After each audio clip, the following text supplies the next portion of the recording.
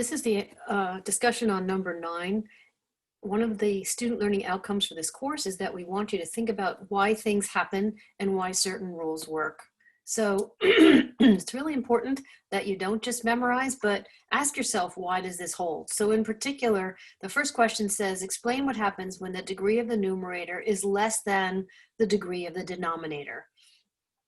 So you want to start off your sentence by thinking about what happens as x increases in the positive direction. So let's just use Desmos here, and let's just show the grid and the axis. Come down here, turn this off.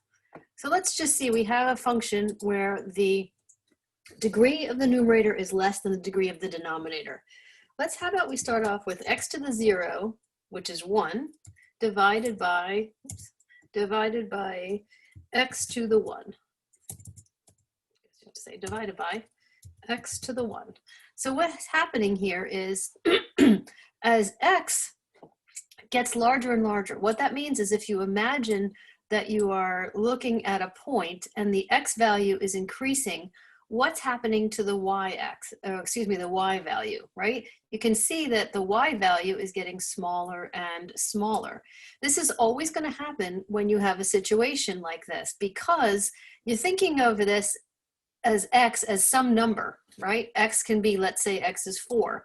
So what's happening at 4 is that you've got 1 over 4. That's where you get 0.25. You're getting a fraction, and the fraction is always going to have a larger denominator. So a fraction gets closer and closer, it gets larger and larger. The fraction gets smaller and smaller, or closer and closer to 0 as x gets larger and larger. So in other words, at 8, you're going to have 1/8, right? At 10, you're going to have 1/10.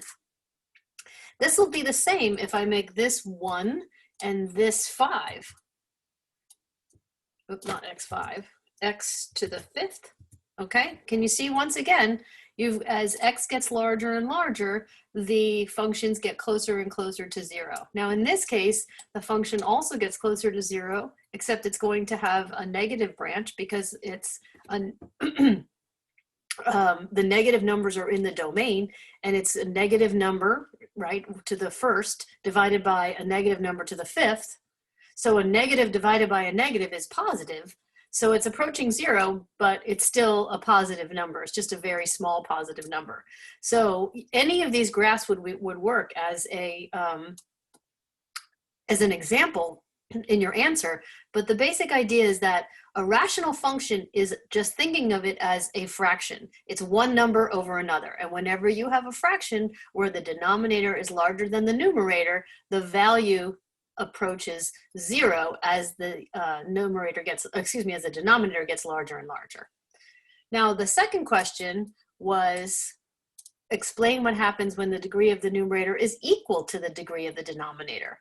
So if we go back to Desmos and we think, well, if I put x to the 5th over x to the 5th, we're going to get a line of y because they cancel out.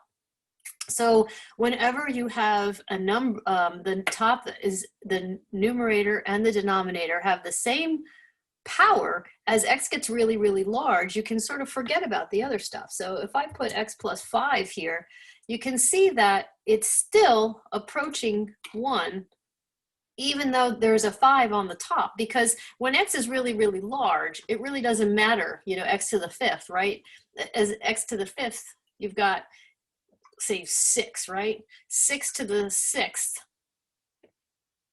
6 to the 5th divided by 6 to the 5th is going to be basically very, very close to 1, regardless of what number you have here after you get to about 3. So we could also do this. Suppose I have 4x to the 4th. Now what happens? You can still imagine that the plus 5 isn't going to make a difference, but the x to the 5th and x to the 5th, well, that, as you know, would go to 1, but this is going to be 4 times 1. So that's why the horizontal asymptote becomes 4, because as x gets really, really large, you forget about the 5, and the x to the 5th cancels with the x to the 5th on the bottom, and you're left with 4 times 1. So what we were looking for in this example is any sketch or just talking about the fact that as x gets really, really large, you really just have to look at the largest exponent. And if it's the same, then they cancel out and you're just left with this. If it was like this, right, x to the fifth, then it would approach 4/5, right, which is right here, just close to 1. Because again, these cancel out, this gets rid, and you're just left with 4/5. So it's 4/5 times 1. I hope this has been helpful.